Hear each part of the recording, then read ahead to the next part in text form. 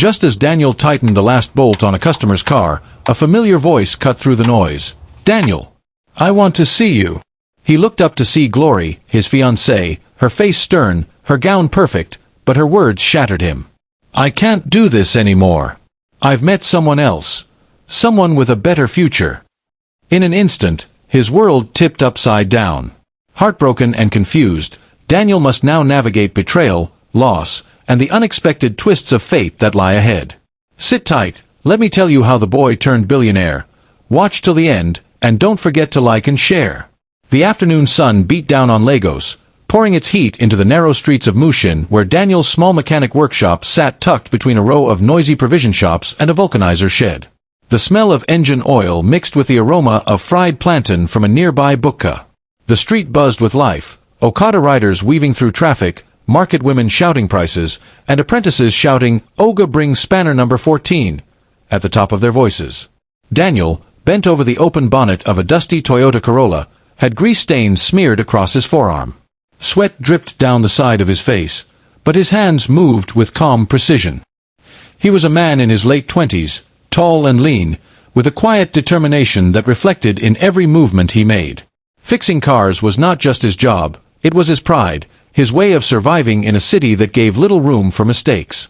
Just as he tightened the last bolt, a familiar voice broke through the noise around him. "Daniel! I want to see you." He looked up quickly.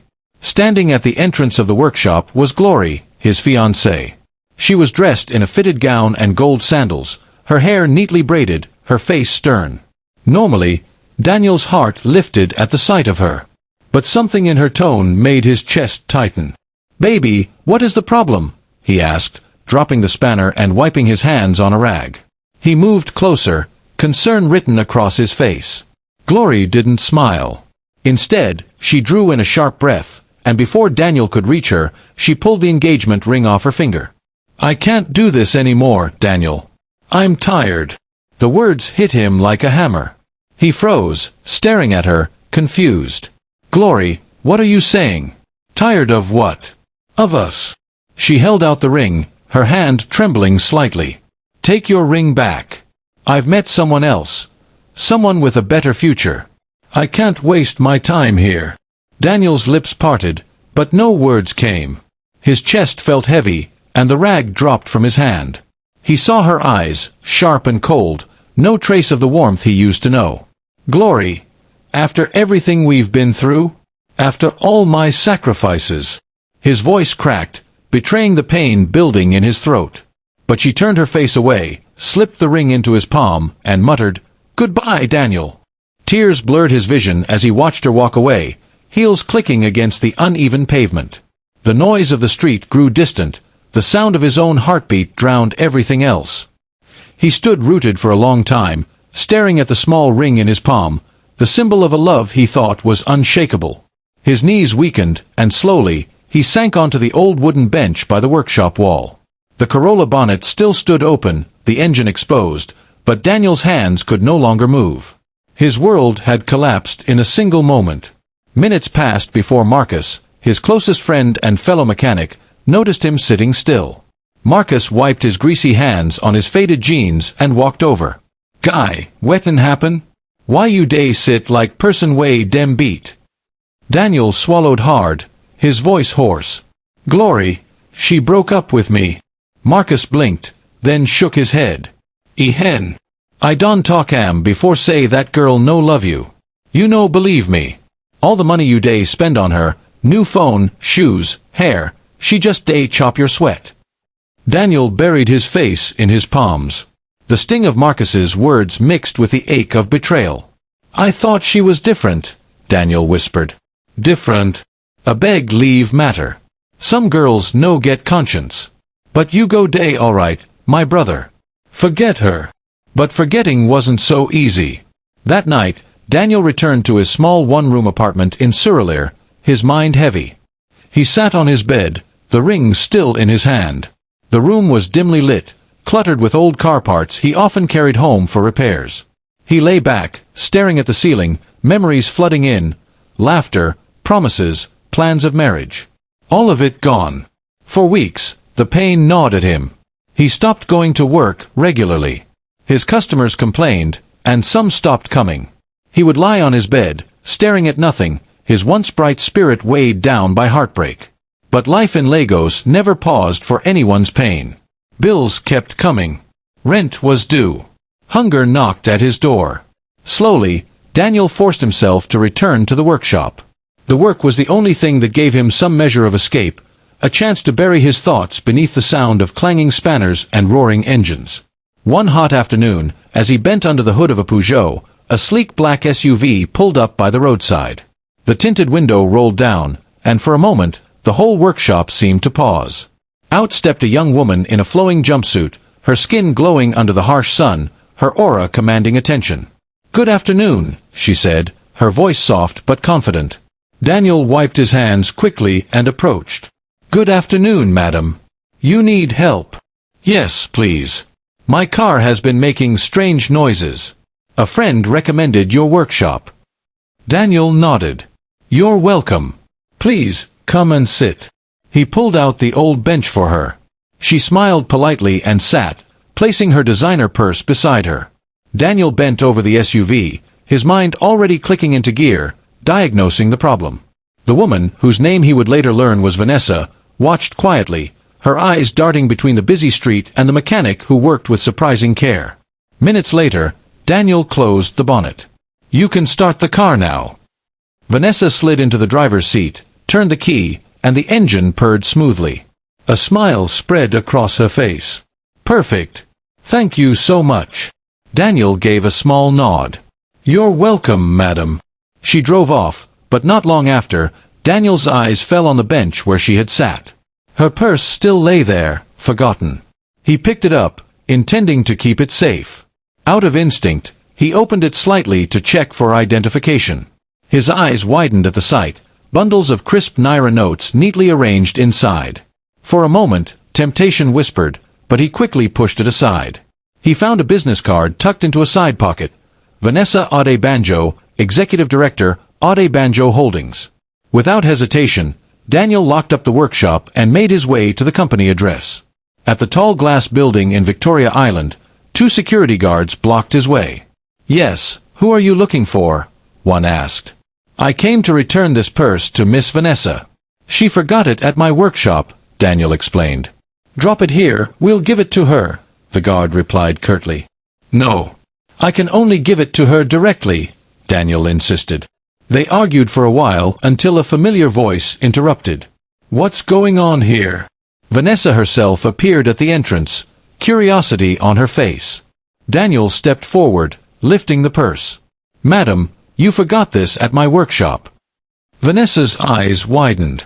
She quickly checked the contents and saw that nothing was missing. Relief washed over her face. "Thank you so much. You could have kept this, but you didn't." Daniel smiled faintly. "It belongs to you.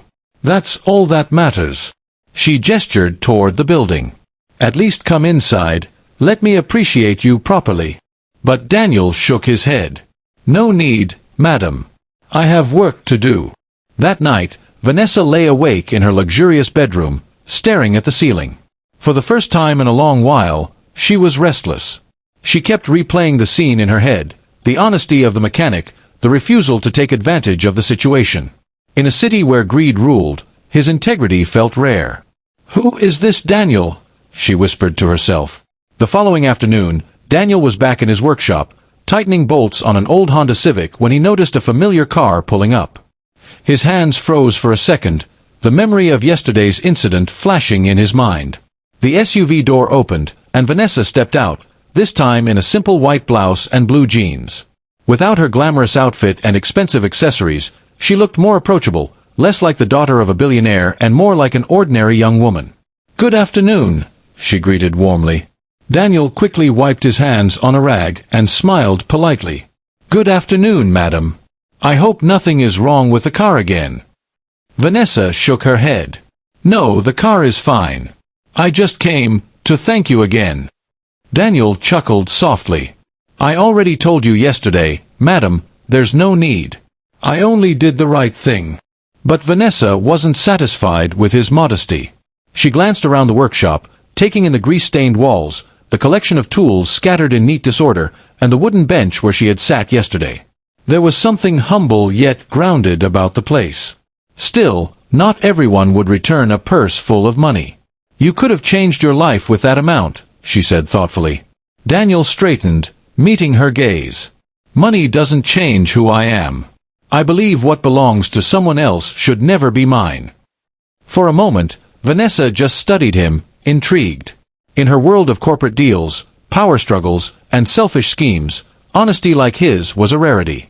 She slowly sat on the bench, and Daniel instinctively joined her.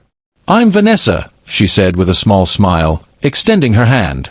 Daniel hesitated briefly, then shook it. "I'm Daniel." The handshake lingered slightly longer than either of them expected. From that day, Vanessa found herself returning to the workshop often. Sometimes she came under the excuse of checking her car, other times she simply sat on the bench watching him work. Daniel, though cautious at first, began to relax around her. Her presence brought a lightness to his workshop, and he noticed how easily she laughed at his dry jokes. One humid afternoon, as Daniel worked on a customer's car, he noticed Vanessa staring into the distance, her usually bright face clouded with worry. He dropped his spanner and walked over. "You've been quiet since you came. What's wrong?" he asked gently. Vanessa sighed, her eyes moist. She hesitated, then spoke. "My father. He's arranging a marriage for me." Daniel frowned. "Marriage? But, is that what you want?" She shook her head. "No. He wants me to marry his friend's son. It's not about love. It's about business. He wants the marriage so his company can secure a contract." Daniel felt a surge of anger on her behalf. "But that's not right. Marriage is not a business transaction." "I know," Vanessa whispered. "But I don't have a choice. My father said if I refuse, he'll cut me off completely. He'll remove me from the company board, freeze my accounts, take my cars, everything."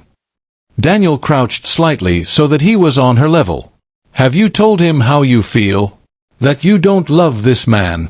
Vanessa bit her lip, then shook her head. "No. I'm afraid." "Then you must," Daniel said firmly.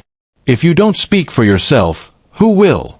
Money and position don't mean anything if you're miserable in your own marriage." His words echoed in her mind long after she left the workshop that evening. At home, in the grand mansion where servants moved silently around her, she gathered her courage and faced her father. "Daddy, I can't marry Mr. Johnson's son," she said. Her father, Chief Ade Banjo, a stern man with a booming voice, glared at her from behind his desk. "What nonsense are you talking about? Do you know how important this contract is to our family? To this company? You will marry him, and that's final." "I don't love him," Vanessa insisted, her voice trembling but firm. "Love." Chief Ade Banjo scoffed. "Love does not run a business. Love does not sign contracts. You are my daughter, and you will do as I say." Vanessa's eyes burned with tears. "I won't.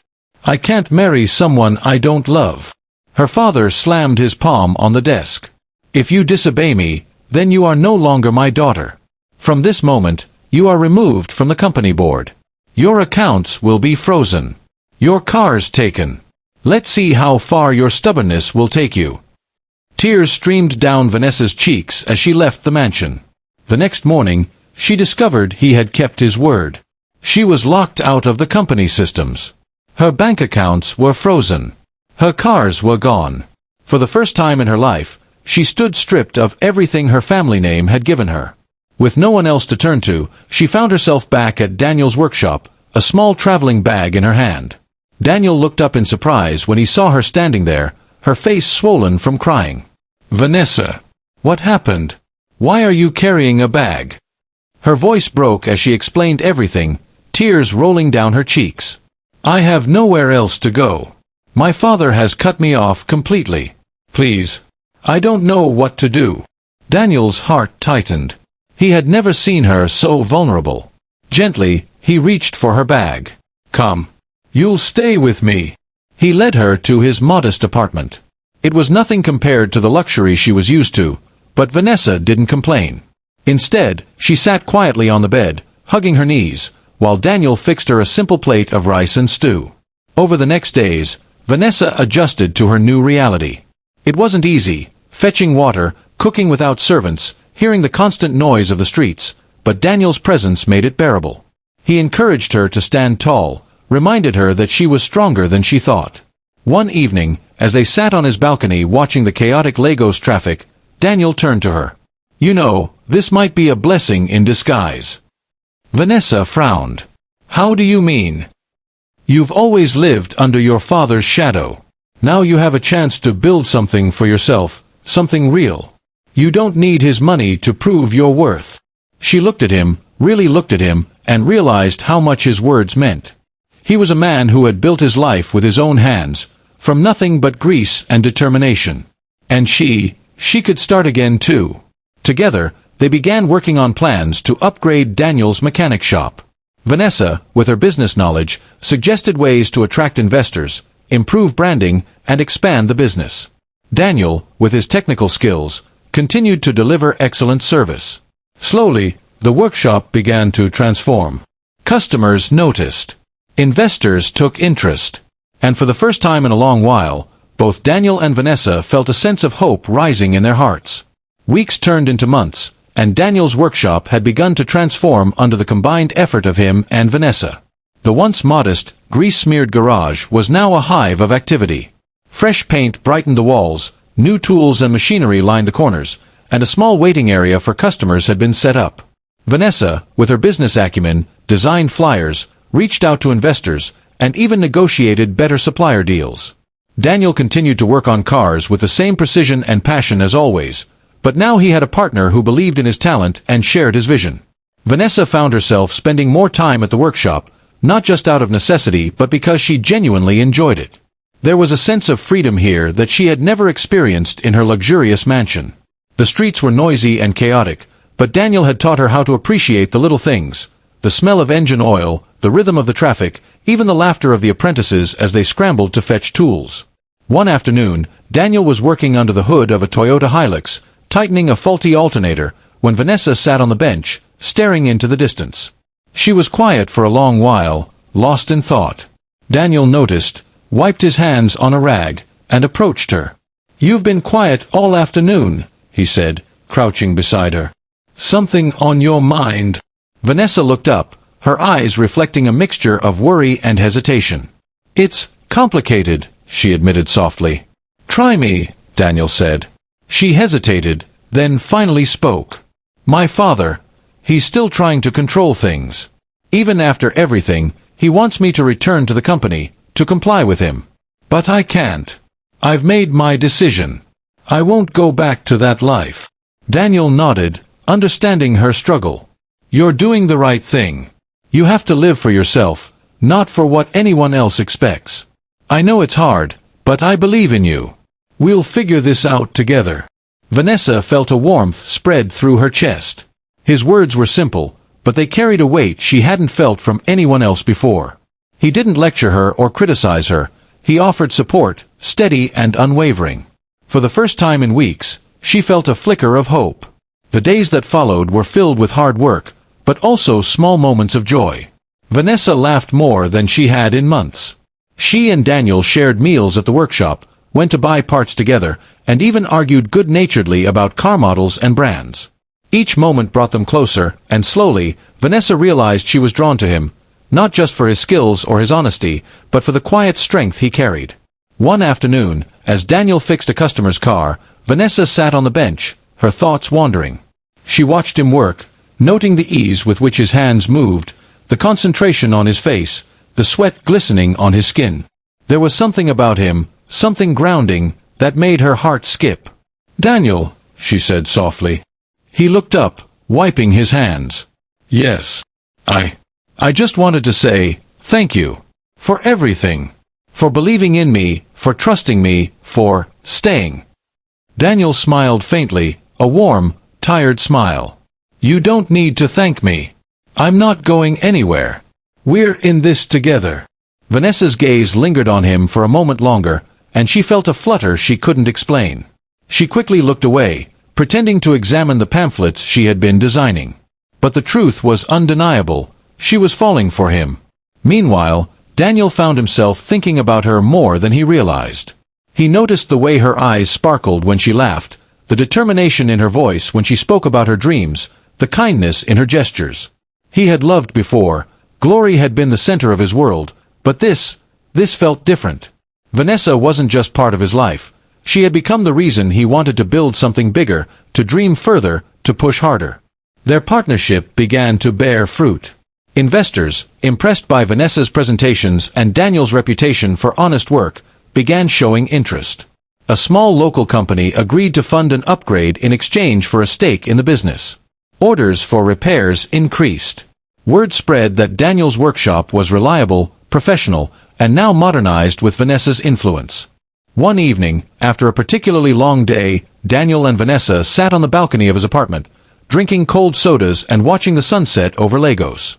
The city was alive beneath them, a jumble of lights, sounds, and movement, but up here, it was calm. Vanessa sighed. "I never thought life could feel this different. Simple but full. I'm used to the luxury, the power, the control. But none of that compares to this, working, creating, building something together." Daniel looked at her, and for a moment, his heart raced. He wanted to tell her everything he felt, but the words caught in his throat. Instead, he nodded. "I know what you mean. All of this, it's real. It's ours." Vanessa smiled, a shy, genuine smile, and for the first time, Daniel felt something he hadn't in a long time: peace. The following weeks saw more success. With each project completed, their bond grew stronger. Vanessa learned the intricacies of car repairs, sometimes assisting Daniel and the apprentices. She even handled small customer interactions, her confidence blooming. Daniel, in turn, grew comfortable sharing his world with her, no longer fearing judgment or intrusion. Then came the day of the conference. An international investors meeting was held to explore opportunities in Lagos's automotive sector. Daniel and Vanessa were invited to present their success story, a mechanic shop transformed into a thriving business through dedication and partnership. Dressed sharply for the first time since Vanessa had arrived, Daniel stood beside her as she spoke eloquently to the room of businessmen and women. Her words carried weight, describing their journey, their vision, and their commitment to honesty and quality. Daniel watched her, pride swelling in his chest. Together, they had turned a small workshop into something investors wanted to be a part of. By the end of the conference, the duo had secured a contract worth over ₦1 billion. It was a milestone that neither had expected, a symbol of their resilience and collaboration. As they walked outside, the late afternoon sun casting long shadows on the pavement, Vanessa turned to Daniel. "Daniel, I have to tell you something," she said, her voice trembling slightly. He looked at her, heart pounding.